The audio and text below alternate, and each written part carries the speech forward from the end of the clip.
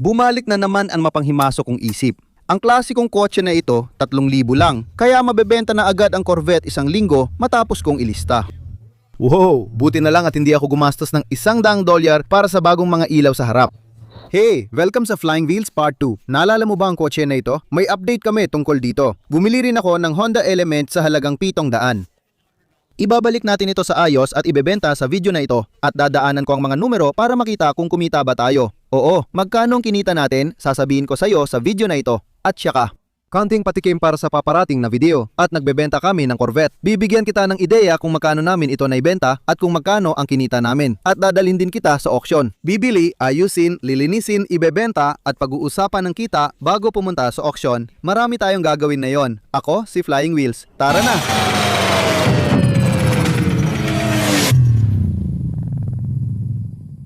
Paano o napasaya ng isang Honda na $600 lang ang halaga? Naglalakad ako noon sa isang donation auction 2 buwan nang nakalipas.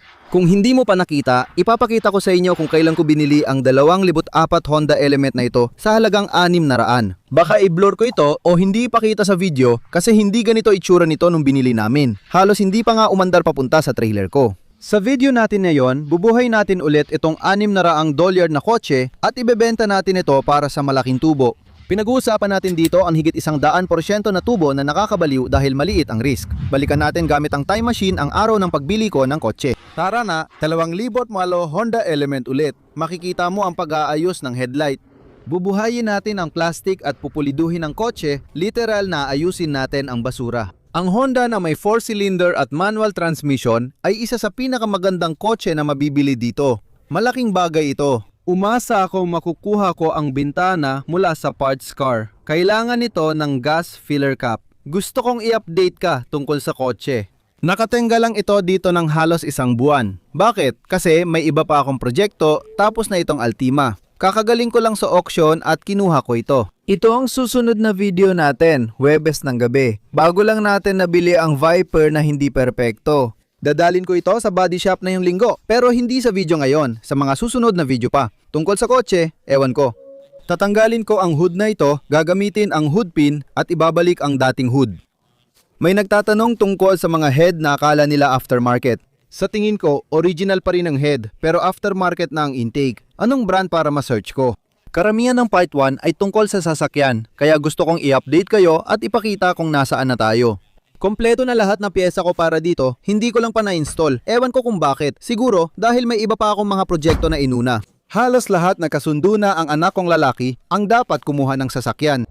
Taya Craig, nagkaroon ka na, ibigay mo na sa bata, hayaan mo siyang magmay-ari nito. Kaya sa tingin ko, kami ng anak ko ang mag-aayos ng sasakyan na to. Papatapusin namin, lalagyan ng bagong pintura, palalitan ng gulong at magsa at gagawin naming maayos na kotse at para na rin namin kotse ito. Hindi ito ang dati niyang pangunahing sasakyan, pero mukhang ito na ang magiging bago niyang gamit. O dadalhin ko siya sa auction bukas, na ngayon sa video na pinapanood mo, dadalhin ko siya sa auction, bibigyan ko siya ng ilang libong piso at hahayaan ko siyang pumili ng unang sasakyan niya kasama ko at ng nanay niya. Magandang ideya yon. Gusto ko lang mag-update tungkol sa sasakyan na ito. Sa Honda Element naman, pumunta kami sa junkyard at bumili ng maraming pyesa para dito at sa Element. Babalik kami sa shop ko, ikakabit ang mga pyesa at aayusin ang sasakyan para magmukhang bago. Matagal na rin lumipas, pero sisimulan na namin itong Honda Element. May bago akong radiator at coolant na ikakabit dahil na overheat at naputok ang luma. Sa tingin ko, makikita mo pang bitak dito. Kasalanan ko, pinabayaan kong naka-idle masyado. Maliwanag na may dahilan ng overheat, kaya kailangan nating ayusin. Bibili na rin ako ng thermostat at nandito si Nacho. Tinatanggal ko ang lahat ng lumang basag na salamin. May nakuha tayong bagong bintana mula sa junkyard, kaya ito na ang gagamitin natin. Meron din tayong sealer, tayo na rin ang mag-i-install nito. Bago tayo pumunta sa auction, natanggal ko na ang quarter window glass ng aking Honda Element, ang dolyar na Honda Element. Kukunin natin yon mga 80 pesos. Tapos punta tayo sa auction. Pagkatapos sa bago kong shop, gusto ko yung gulong ng Mustang. Bagay sa Gran Turismo Shelby Mustang ko. Siguradong mahal ang presyo, 60 pesos tanggal.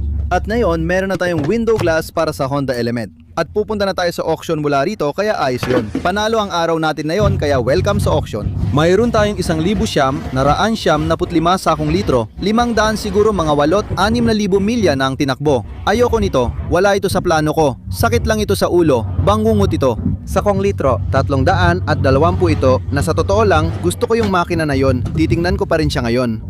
Karaniwan, sira na ang mga ito dito sa taas, marupok kasi, kadalasan, basag na ito rin, at kung ano-ano pang mga bagay na hindi na talaga gumagana. Malamig ang aircon, walang ilaw na bukas, 8,000 milya. Ayoko nito, alam kong may mas maganda pa, pero nandyan pa rin ako, nakaupo. 2020 Ford Expedition amoy hairspray at sigarilyo. Layuan mo na ang perpektong kotse ngayong tax season kahit gusto ko ng mga laruan. Ipinapakita ko sa iyo ang Mercedes sakong litro, 320. Pero itong 2018 Altima na may 76,000 milya ang bagay sa iyo. Hindi man exciting, siguradong kikita ka dito. Nilagay ko rin yung Mustang na gulong sa 13 Gran Turismo ko. Ngayon, ang daming kotse dito, di tulad dati. Ayoko sa rap ng Audi e-tron na yan. Ang dami ng kotse ngayon. Yung Mercedes na dadaan, di ko bibilhin. Pero interesado ako, baka bilhin ko kung $1,200 lang. Gusto ko lang malaman presyo nito. Para sa may Mercedes, maganda na siguro yon. Pero wala masyadong nakakuha ng interes ko dito. Punta tayo sa shop ko para makita ang mga proyekto namin. Sa wakas, may ginagawa na sa Element. Kakagawa lang ng brand new radiator, pati thermostat, coolant, flush at pressure test. Pinapatakbo namin ngayon para makita kung mag-overheat. At sa ngayon, hindi tumataas ang temperatura. Kagabi at kahapon, tinanggal namin lahat ng pandikit at basag na salamin dito sa bintana. Gumamit ako ng bagong epoxy at ibinalik ang salamin. Nilagyan ko ng tape mula taas hanggang baba at pakros para hindi mawala ang pressure. Ayokong lumaylay ang bintana. Nilagyan ko ng tape para hindi lumaylay at manatili sa lugar. Dapat tuyo at matibay ang bintana. Kukunin ko na ang aking Hyundai Accent. May 156,000 milya na ito, hindi 15,635. May na-miss na isang digit. 2,017 ito. Nagbayad ako ng $1,400 para sa kotse. Ay nako, napunta ako sa Palpak, isang lemon. Umaandar at tumatakbo ang kotse, pero di lumalagpas ng 25 milya kada oras. Nakakainis talaga yon. Todo apak na ako sa pedal hanggang sa igna. Diyos ko, Hyundai Key, dapat pala naging mas maingat ako. Sugal talaga bumili ng murang kotse. Mukhang maiiwan ako sa kalsada ngayon. Medyo kakaiba, maayos ang pag-shift ng kotse. Pero para may umaarang kaya hindi makatakbo. Ayos ako pero hirap na ang kotse ngayon. Sige na, andyan na sa kabila ng kalsada. Kailangan ko lang makarating sa intersection kahit rush hour. Makakarating ba ako? Baka sakto lang, basta ayoko mabangga. May magandang balita. Nakarating ako dahil sa fire truck na humarang sa ilaw, kaya nakapasok ako. Ayos, opisyal na tayong nasa Hyundai. Ano lahat ng mga ito? Nagpalit ako ng bagong catalytic converter sa manifold at mid-pipe, kaya pareho ng bago ang catalytic converter. Umorder din ako ng 2 gulong sa Amazon, tig $50 bawat isa. $100 para sa gulong. Dadalhin natin sa tire shop para magpakabit ng 2 bago at magpa 4-wheel alignment. Ang ganda na rin ng takbo ngayon. Dati barado talaga ang catalytic converter, ramdam na ramdam yon. Walang check engine light na lumabas, kaya siguradong ni-reset ito bago i-trade in. Ako ang bumili, naghanap at nag-diagnose ng problema at tama ang resulta ko. Kaya bagong catalytic converter, pareho at maayos na ang takbo natin sa 45 milya kada oras, may 2 bagong gulong pa. Pagkatapos, lilinisin natin ito at tatanggalin ang amoy ng damo. Pagkatapos, handa na ang kotse ibenta. 2 bagong 14 pulgadang gulong, tama bang sukat? 175, 70R 14, 17,547 R14, perpektong bagong gulong, bagong catalytic converter. At pagkatapos, pwede na talaga nating ayusin at linisin ito. Tingnan mo ito mga luma. Nakakabaliw na may mga nagmamaneho ng ganito kahit umuulan o nyebe, kaya nagkakaaksidente. Tapos na ang Escalade. Binili natin ito sa Cadillac dealer, isang may-ari lang at walang aksidente. Pinagawa natin ng paint correction kaya nawala ang mga gasgas at marka. Ang ganda na niya ngayon. Isang patong lang ang bangka, kaya magdadagdag pa tayo ng pangalawa. Pagkatapos, maglalagay tayo ng light blue dito, siguro sa video na ito. Pero mas mahalaga, lilinisin natin ngayon ang Element. Kaya meron na tayong bagong fan, bagong radiator fan motor, at pati yung bagong bintana natin ay nakakabit na rin. Kaya dadalhin natin ito sa car wash at tignan natin kung malilinis natin ito. Sige, alam niyo naman kung gaano ko kagusto ang car wash, kaya tara, duman tayo sa car wash at linisin natin ito ng maayos. May malinis tayong panimula na aayusin at lilinisin natin ang loob. Ganito ang itsura dati, maraming mansa at basag na salamin. Kung hindi perang usapan, tol, wala akong pakialam. Madumi ito, sobrang kadiri talaga. Kaya hindi ko na ipapakita sa inyo ang buong proseso ng pagde-detail. Paulit-ulit nyo nga rin naman tong nakita. Pero lilinisin natin lahat to dito sa loob. Pati mga gilid ng pinto, mga bulsa ng mapa, mga pinto, dashboard, shifter, manibela, lahat lilinisin natin. Nakalimutan ko kung gaano kaganda ang mga Honda Element na to. Kaya makikita nyo itong plastic na takip dito, kaya meron kang isang mahaba at malaking piraso. Panurin nyo pag ginangat ko to, makikita nyo madumi sa loob at mabilis ko lang i-vacuum lahat. Mabilis linisin ang kotse na to dahil puro plastic, maraming buhangin at tornilyo, kaya iniisip ko kung karpintero o kontratista ang gumagamit. Grabe, tinaas ko tong takip at ang daming sapot ng gagamba at acorns dito. Nakalimutan ko na kung gaano kaganda ang mga bagay na to. Ang likurang upuan ay pwedeng itiklop ng tuluyan para maging kama at pwede mo rin silang itiklop pataas at isabit sa gilid ng sasakyan para magkaroon ka ng maraming espasyo para sa mga gamit. Astig ang flat na upuan, pero tingnan mo kung gaano kadumi ang mga ito. Makikita mo sa liwanag lahat ng alikabok at dumi na lumilipad sa araw na to. Grabe, kadiri talaga yon. Gusto ko lang ipakita sa iyo yung pinto bago pa. Kaya lahat ng to sa pinto, lahat ng yan sa dashboard at kung ano ang itsura ng sahig dati at kung ano ang magiging itsura nila pagkatapos. Oh, lalo na itong mga cup holder, ito na. Kaya makikita mo talaga kung gaano kagulo pero organisado, magulo pero organisado talaga ang buhay ko. Kaya nandito ang Element sa car wash habang nililinis ito ni Nacho, kaya si Nacho ay todo linis talaga dyan. Ang Hyundai Accent ay nandun lang sa kabilang sulok ng interseksyon na ito. Nagpapakabit ng gulong, tapos na ang mga gulong, kaya lalakad ako papunta sa Hyundai Accent at dadalhin ko ito sa shop ko na nandoon sa may 1 milya ang layo. May darating na tao sa loob ng 20 minuto para tingnan ang Corvette, kaya pwede ko siyang salubungin at ipakita ang sasakyan habang nililinis ni Nacho. Pwede ko nang kunin ang Hyundai Accent, pupunta ba ako o wag na lang? Hindi ako dapat pumunta. Sige, ipapakita ko ang Corvette, kukunin ang Hyundai Accent, ipapalinis ko ang Element at ibabalik ang Accent sa shop ko, sabay-sabay. Tatakbo ako pabalik sa Honda Element kay Nacho, kukunin ko yun at dadalhin sa shop para tapusin ang detailing ng recon process. Tignan mo, ano yan? Fire truck pala yan, yan. 2 bagong gulong at 4-wheel alignment, nagkakahalaga ng 1/5 bahagi ng presyo ng buong kotse na to. Ayoko sa Florida kasi lahat dito sobrang mahal, overpriced at tinataga ka sa presyo. Kaya itong mga gulong na to, nakuha ko ng $51 bawat isa, $100 at $2 lahat sa Amazon. Mas mahal pa ang bayad sa pag-mount at balance ng gulong kaysa sa presyo ng mismong gulong. Kaya oo, $100 ang nagastos ko para ipamount at ipabalance ang mga gulong. Sa totoo lang, $115 ang nagastos ko para sa alignment ng foil, $115 para sa alignment. Dati $59 lang ang bayad ko sa Town Fair Tire sa New Hampshire, ngayon doble na presyo ng 4-wheel alignment at higit $51 kada gulong para sa balance. Dati akong nagbabayad ng $12 sa Town Fair Tire para magpakabit at magpabalance ng gulong. Lahat na lang putsa, talagang pinapahirapan ako, pati kita ko. Lahat dito sa Florida, parang pinapatay ka. Mas mahal ang upa, mas mahal ang kuryente, kailangan kong ibenta ang kotse na to ng mas mataas para lang kumita ako. Kasi yung mga gulong, ulit, $1 ang halaga, tapos yung pagpapakabit at pagbabalance pati alignment, umabot ng $200 plus na $1. $33 sa iba't ibang bayarin gaya ng gamit sa shop tulad ng basahan, guantes. $33 para sa guantes, basahan at pagtatapon ng gulong. Mahirap talagang kumita kahit maliit na tubo. $250 o $230 lang sa kotse na ginastusan ko ng $1,000. Sabi niya, alam ko na ang sasabihin nyo tungkol sa bundok.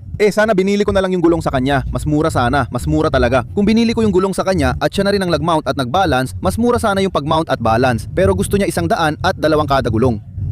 Kaya kahit anong gawin mo, talo ka pa rin. Walang lusot, siguradong malulugi ka. Nasabi ko na ito dati, pero di ko ginawa. Alamin mo muna presyo bago magpagawa. Uy, magkano mountain balance? $50 para mag-mount ng gulong.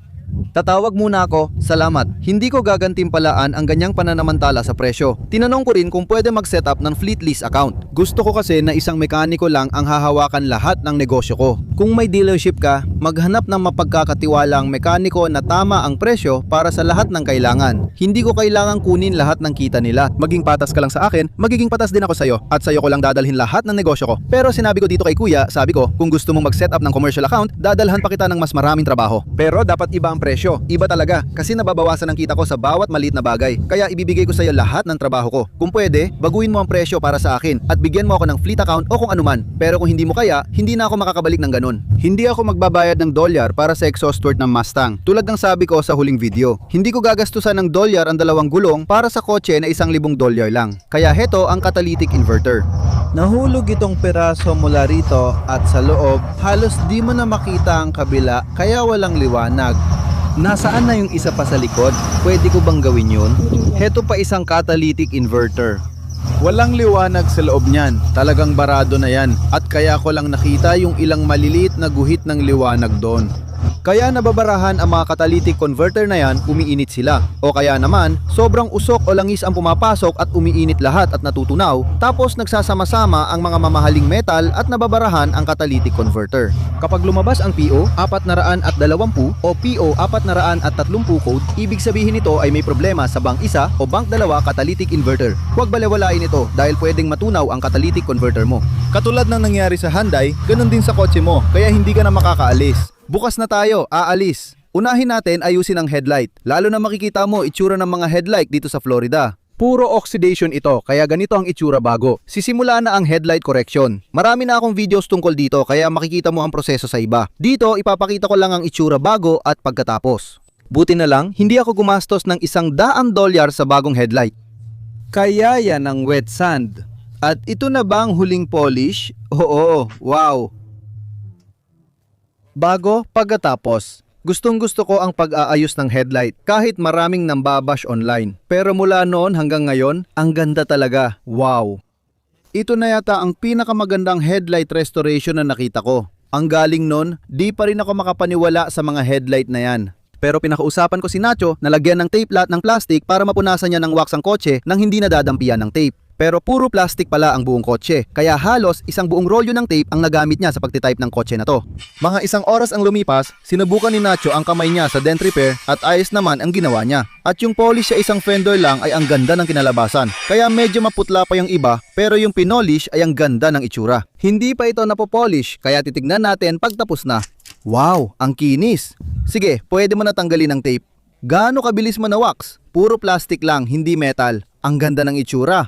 Magaling, ayos. Alisin mo na lahat ng matagal mong nilagay na tape. Hyundai Accent Day ngayon. Mayroon tayong 2 bagong catalytic converter, bagong baterya at 2 bagong gulong sa harap na naka 4-wheel alignment. Mas mahal pa ang pagpapakabit ng gulong kaysa sa mismong presyo nito. Kukunin ko na, salamat. Kukunin ko na, iwan mo na lang sa kotse. Salamat. Oras na para ipareko nito, nilinis na natin. Pero ngayon, bibigyan natin ng bagong dating. Kaya gagawin natin ang headlight correction, gagawin din natin ang paint correction, aalisin ang lahat ng mga tama ng bato, tapos magpupolish tayo. At sa loob, medyo madumi at naamoy ko na ang sigarilyo mula rito. Parang may pabangong sigarilyo. Lilinisin ulit natin ang loob at tatanggalin ang kalat pati dumi sa headliner. Sana matanggal na gamit ang shampoo o kuskos. 2 halos bagong gulong sa likod, bagong gulong sa harap. I-check natin ang mga fluid, tire pressure at lilinisin lahat. Kailangan matapos at handa para sa litrato ngayon. Mahilig ako sa compressed air, kaya pinabuksan ko kay Nacho lahat ng pinto para paputukin niya at mapalabas ang dumi. Pati trunk papalinis ko rin. Lahat ng ito ilalagay lang sa gilid. Nacho, baka pakilinis mo rin ang trunk kung okay lang. Alisin mo ang buhangin at dumi gamit ang leaf blower, tapos punasan din. Kaya ayos, salamat. At gaya na nakasanayan dito sa Florida, tapos na ang headlight correction. Oo, maganda na ang itsura. Nacho, ayos ang trabaho mo. Isa na namang headlight correction, headlight correction, headlight correction. Lahat ng kotse kailangan nito. Pumasok na naman ang mga mapanghimasok kong iniisip. Pakiramdam ko kaya kong makasira ng malala o mabilis na mapaganda ulit ang plastic na ito. Tingnan natin. Oo, gumagana. Ayokong sobrahan kung gagawin ko ito. O ilalabas ko na. Tignan natin. Diyos ko. Nako, grabe. Huwag ninyong gawin ito sa bahay. Masama talaga itong ideya. Masama pero epektibo. Sige, kukunin ko na rin ang plastic na headlight. Nako, grabe. Hindi ko akalain na gumagana ito. Ginagamit ko ito para tanggalin lahat ng damo ko. Halika dito, tingnan mo kung paano ito handa dati.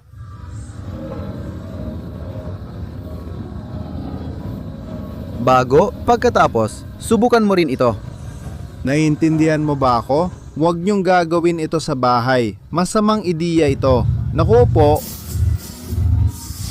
Huwag kang mag-alala, hindi ko gagawin. Ayokong matunaw sila o masira ang headlight, kaya bibilisan ko ang pagbalik-balik. O lumapit ka, tingnan mo ito, handa ka na. Panuurin mo ito dito sa taas, handa ka na. Siguradong magagalit ang internet dito. Ang bilis, kumalat ng apoy. Tingnan mo, handa ka na. Panuorin mo.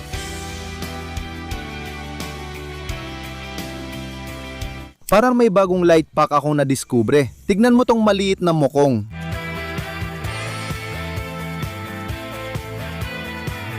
Sige, tingnan mo yung plastic. Oo, bago, pagkatapos. Hindi gumamit ng kahit anong back-to-black na silikon. Matatanggal din agad ito sa kotse. Ito ay isang semi-permanenteng ayos. Diyos ko. Mag-ingat ka sa salamin dahil pwedeng mabasag ang salamin. Sige, gawin natin ang likod na sa tingin ko ay puro plastic din. Hihiwain ko lang ang aking kalabasa.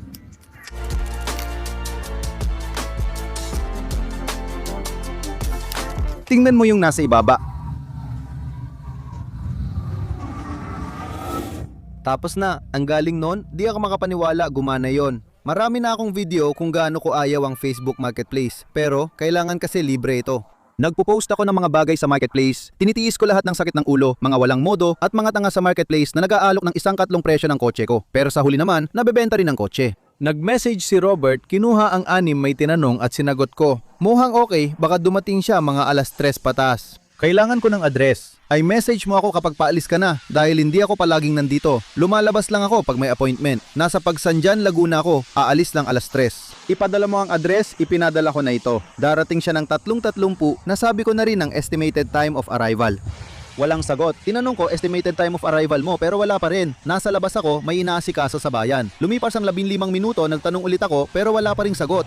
Lagpas 4:00 na, nandito pa rin ako naghihintay kay Nacho na nasa car wash. Kaya hindi siya sumasagot. Wala siyang text na darating siya ng 3:30. Inayos ko pa ang araw ko para dito. At walang kahit anong paggalang, walang pasintabi na magsabi ng sorry, hindi makakarating, walang sagot, wala talaga. Ako lang ang mukhang gago ngayon. Hindi naman palaging ganito ka-negatibo. Ngayong araw, hindi na ako maghihintay. Kaka-pick up lang na asawa ko sa mga anak namin mula sa eskwelahan. Malapit lang dito. Susunduin niya ako at ibabalik sa kotse, sa car wash kung saan si Nacho para hindi siya mag-isa. Kaya maganda ang timing at aalis na ako. Hindi ako maghihintay dito na umaasang hindi ako i-ghost ng di ko kilala. Ayan na siya. Di pa ako nakalabas ng parking, nandito na asawa ko para sunduin. Hindi siya girlfriend ko. Nandito ang asawa ko para sunduin ako gamit ang kanyang reserbang gulong. Anong nangyari sa reserba niya? Tingin ko kasama yan sa video na ito. Uy, ang ganda ng reserbang gulong mo. Salamat sa pagsundo at salamat sa mahal kong asawa sa pagkuha sa akin. Iniligtas niya ako sa paglalakad sa init. Nahanap ko rin ang timba natin at pang shampoo na 2 linggo ko nang hinahanap. Nasa likod pala ng kotse niya. Tingnan natin si Nacho. Kumusta ka, Nacho? Proud ka ba dyan? Tingnan natin kung paano lumabas. Wow, grabe. Parang tapos na agad ito sa laki nito. Wow, ang ganda tingnan. Ang laki ng pinagbago. Ang galing ng mga lagayan ng tasa. Ang gaganda ng elementong ito. Kaya kapag hinila ko itong lever, hahawak lang siya tapos matatanggal ko na ang caravaner at gagawin lang niya iyon. Pagkatapos nito, lalabas ang upuan, ayos na. Ganito ang itsura ng makina bago linisin. Puro dumi sa bawat parte. Nilinis ko ito at hindi ko alam na kulay pilak pala. Ganyan dati itsura niya. Balik na tayo sa shop ko at nabenta na ang Corvette. Kaya dumating siya pagkalis ko, mga 10 minuto lang matapos akong umalis. Dumating siya. Sinabi ko sa kanya na ihahatid ko ito bukas, kaya dadaling ko ito sa bahay niya. Iniwan niya ako ng pera, malapit lang siya nakatira. Kaya yung di na marerefund na paunang bayad ay garantiya na bibilhin niya ito. Ilalagay ko ito sa trailer at dadalhin ko bukas sa kanya dahil dadaan ako doon. Mag-isa lang siya kaya mahirap para sa kanya pumunta dito. Magandang gesture lang mula sa akin. Hindi rin abala gawin ito. At mabebenta ko na ang Corvette bukas. Gusto ko ng 15 pero sabi niya 13,500 at 500. Sabi ko 14 na lang. Ihahatid ko siya sa bahay mo. Kumita ako, masaya siya at maayos lahat. Nakakainis ang araw pero natapos ng maganda. Bukas, sa susunod na bahagi ng video, ibebenta na natin ang Corvette. Matapos 1 linggo, mula nang ilista ko, mabebenta na ito. Ipinakita ko na ito ng ilang beses at ngayon, mawawala na. Ilalagay ko ito sa trailer at ihatid diretso sa kanya. Tapos na lahat ng papeles. Ako na ang magdadala dahil wala siyang masasakyan kung bibilhin niya ito sa tamang presyo. Nabenta na ang kotse sa halagang $14,000, nakasakay na ang Corvette. Dalhin na natin ito sa bumili, ilabas ang kotse at bibili ulit tayo ng isa pa, diretso sa auksyon. Nandito na tayo. Ilabas na natin ito sa trailer, papunta sa bahay ng bagong may-ari at kunin na ang bayad. Huwag kang bumangga sa kahit ano, Craig. Huwag kang bumangga sa kahit ano, Craig. Sobrang sikip. Ayokong matamaan ang gulong o fender ng trailer. Ayos, nakalabas na tayo. Lagi kong tinitingnan ang salamin para sa mga kable. Nahuli ko na yon dati, malas. Mababa talaga ang dulo o pinto ng trailer, kaya maganda ang anggulo, madali akong makapasok at makalabas. Pangarap ko ang trabahong ito, nagbebenta ng Corvette at Mustang. Ito ang gusto kong gawin habang buhay. Mas gusto ko talaga ang Corvette kaysa Mustang. Nabenta na at bayad na ang Corvette, bukas irerehistro na namin para sa kanila. Makasawang retirado. Sinabi ko rin sa kanila tungkol sa Corvette Club dito sa bayan na talagang maganda. Sana sumali sila sa Corvette Club at simulang gamitin yung sasakyan dito sa bayan at sumali sa lahat ng mga event at pagtitipon na inihahanda nila. Dito, maraming Corvette kahit saan at ang mga club nila may breakfast, outing at dinner. Astig talaga. Pinili namin ang 11.5 at naibenta ng 14 cad, kaya ako na mismo naghatid sa kanilang pintuan. Humingi ako ng 16, binawasan ko ng $2,000, kumita pa rin at masaya sila. Ayos ang lahat na yon.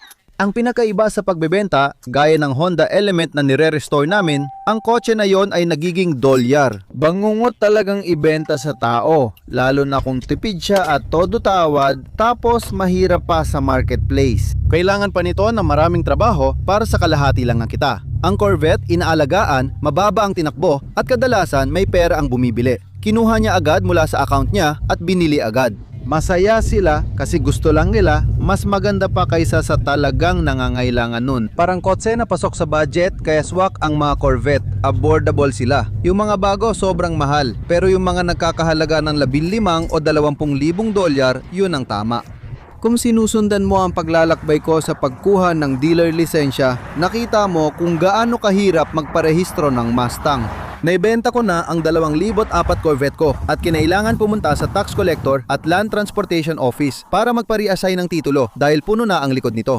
Pagkatapos, bumalik ako, dala ang mga napunan kong papeles matapos mag-deliver ng Corvette. Ngayong umaga, dinala ko ulit lahat ng papeles at nalaman kong may kulang pala akong pirma. Nakalimutan ko na kung ano ang ginawa ko. Hindi ko alam kung ano ang mali ko, kaya kailangan ko na namang makipagkita sa customer. Kaya ito na ang pangatlong beses ko ngayong araw sa Land Transportation Office, lahat dahil sa Corvette na iyon. Kaya ito na ang pangatlong beses ko sa Land Transportation Office ngayong araw. Walang totoong identification ng co-owner, pangkaraniwan lang meron siya. Kung wala siyang pasaporte o birth certificate, hindi na nila marerehistro ang kotse. Kaya narito sila, pati mga customer at ako. Pangatlong beses ko na ito, baka hindi pa rin mag-work, tapos na.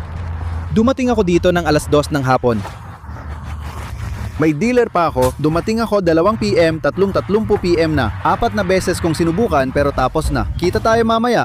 Nakarehistro na ang kotse, may plaka na sila, bayad na ako, bayad na rin ang Land Transportation Office at lahat ng yon, bla bla bla. Kaya nakakasilip ka talaga sa buhay ko ngayon. Kakahatid ko lang ng Hyundai, maganda ang mood ko. Nag-lunch kami ng tatay ko sa Tiki Bar, nandito siya sa bayan. Ayos ang buhay, kailangan mong tumawag, kagalang-galang, parang flat ang Escalade ko. Bago pa talaga ang mga gulong. May hiwa sa gilid ng gulong, ayan o.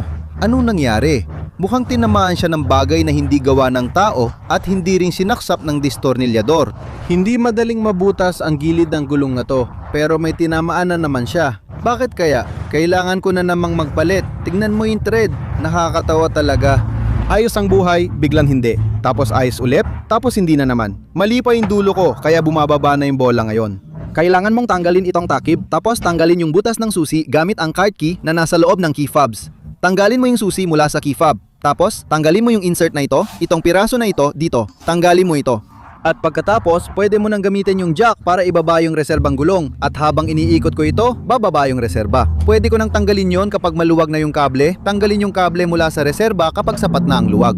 Pag nadumihan na pantalon at damit mo, pwede mo nang hilahin palabas ang gitnang piraso sa pag-angat ng gulong at pagkuha nito. Ngayon, nakuha na natin ang reserbang gulong at ayan na, nakakabit na ang reserba, napalitan na. Balik na ulit sa normal na Martes at di ako makapaniwala na $1 na kotse ang nagbibigay saya sa akin ng ganito. Tapos na at tingnan mo kung gaano kaganda ang kinalabasan ng kotse na to, kaya gusto ko itong ibigay sa anak ko. Si Diehard ayaw pa rin ito kahit 4 na silindro, may 5 bilis na manual at malamig na aircon ng Honda. Tingnan mo kung gaano kaganda ang kinalabasan ng mga headlight na yan. Tingnan mo kung gaano kaganda ang plastic na galing sa malaking flamethrower. Lumitaw na rin ang mga gulong, maganda ang mga gulong at makapal pa ang tread nito. Maganda rin ang mint green na kulay. Hindi ko na rin aayusin ang punit sa upuan dahil okay lang naman. Wala namang check engine light na naka-on. Nagamit ko nga ng 50 milya ang kotse na ito. Gusto ko ang natitiklop na upuan gamit ang carabiner. Pareho sila. Practical at magandang unang kotse pero ayaw niya.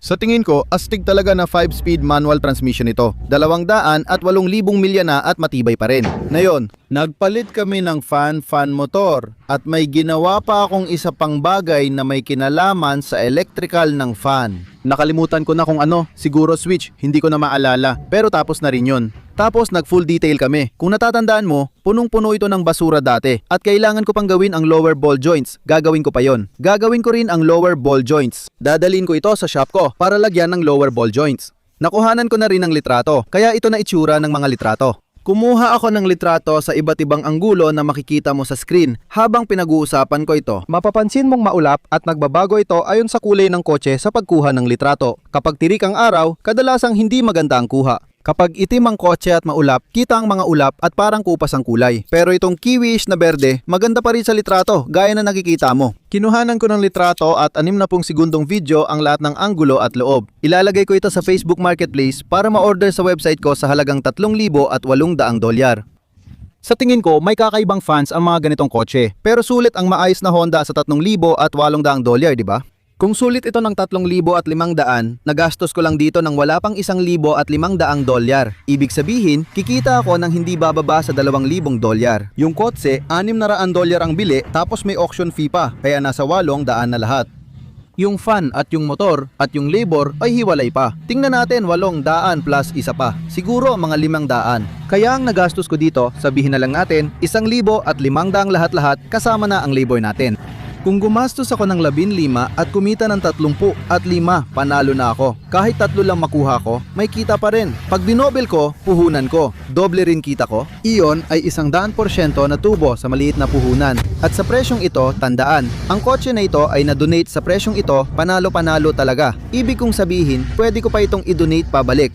Pwede ko itong gawing junk, ibentang pyesa at catalytic converters ng patingi-tingi, kaya mababawi ko pa rin ang puhunan ko at walang panganib sa pagbili. Gusto ko ang mga proyektong ganito, pero hindi ko laging natatapos. Tapos na ang video at nabenta na ang Honda Element, kaya dito na nagtatapos ang video. Titignan natin kung magkano ang kinita sa kotse, kaya nilista ko ito sa $3,800.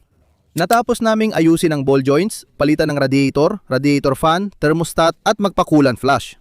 Umabot na sa $1,600 ang nagastos ko sa kotse, kaya malaki rin ang inilaan namin para mapaganda ito. Nilista ko ito sa marketplace sa halagang $3,800 at nagulat ako sa dami ng interesadong tao sa manual transmission na Honda Element.